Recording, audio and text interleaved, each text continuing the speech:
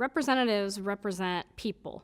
In fact, over the years, the Supreme Court has looked at issues of representation, looked at the drawing of district lines, and said, people are important. So the size of the district geographically doesn't matter. It's the number of people, and we want our congressional districts to be roughly equally drawn. So representatives represent people who are from their home district. That district is, again, bordered by very clear political boundaries, but within that district, how representatives view their constituents might be very different.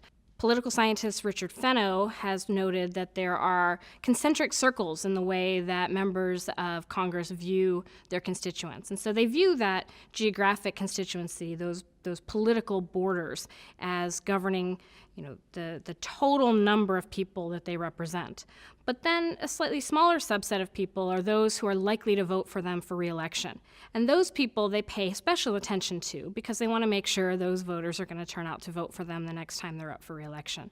And then an even smaller circle is the group of people who would vote for the representative in a contested primary. So, of course, a primary election is one where you've got members of the same party vying for the single nomination. So for that member of Congress, if he or she's going to have a challenger from within the party, he or she wants to shore up that primary constituency, make sure those voters really are happy and will go to the polls and make sure that that member gets that nomination. And then finally, the smallest circle in terms of who members represent and how they see themselves engaging in representation is the personal constituency. The people that the member personally knows, family, friends, big donors to the campaign. These are the people who form that closest circle of confidants, sort of political advisors, and those are the people who are probably most closely connected to the member and who the member is going to bounce ideas off of and look to for advice. So when we talk about representation, members of Congress represent everybody in the geographic constituency, but how they engage with their constituents might be dependent upon where that constituency or where that constituent falls within the member's perceptions of who these people are. So the behavior of a representative is, one of the most interesting topics within political science because there are so many factors that go into a representative's behavior, and so some of them are just simply that representatives are oftentimes, even today with a large degree of mobility and a kind of a large mobile population, it's really quite surprising sometimes to realize how many members of the House of Representatives or even of the Senate grew up in that district, grew up in that state, are deeply embedded in that culture and in that state. When we think about how members of Congress behave, we can't just think about them as always behaving in the same way. When members of Congress are at home, when they're in their districts, they very much are back being part of that community and part of that constituency. So members of Congress will do everything they can to remind their constituents, hey, I'm one of you. And they go to pancake breakfasts, or there's wonderful footage of former Senator Fred Thompson, who of course people know as having been on Law and Order, and he was an actor, and lots of people thought of him as sort of this TV personality. But when he was campaigning for re-election in Tennessee, he would drive around in a red pickup truck in a plaid flannel shirt, and the idea was, hey, I'm just one of you, right? So that's home style. I'm one of you. Hill style, on the other hand, is how members behave when they're in Washington. And when they're in Washington, members of Congress are often pursuing a variety of goals that may or may not be directly connected to their constituents or to their home district. And those goals can include things like good public policy. Every member of Congress wants to have a legacy doing something positive. So they're pursuing policy goals. They're also often pursuing personal goals within the chamber, trying to become head of a subcommittee or of a committee, or trying to gain a leadership role within the party. So members, when they're in Washington, will often behave very much like Washington insiders, and they'll be jockeying for the positions they would like to hold. They'll be cultivating relationships with their colleagues.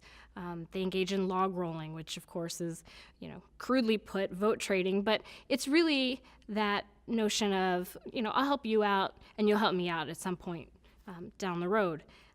So at home, they're just, they're part of the community, one of the people. And on the Hill, they're really trying to pursue their own goals. And those goals, again, often are very benevolent in terms of policy, but sometimes they're much more personal and involve kind of the power dynamics that we all know exist in Washington. The behavior of members in Washington versus at home is really interesting.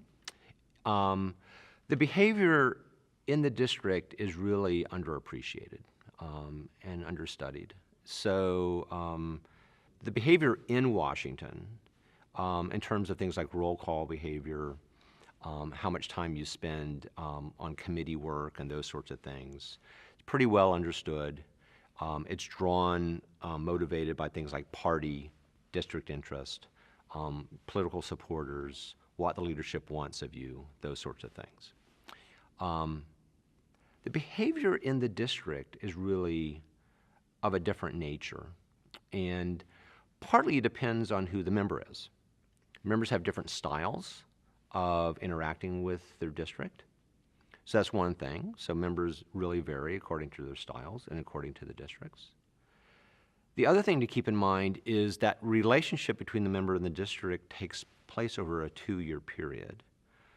Most of the public and most of the press focus on the 1 or 2 week period of the high intensity of a campaign, maybe a month or two. But there's 24 months of that relationship. And so the member in the district is doing a number of things, usually because a member is trying to develop a career in Congress.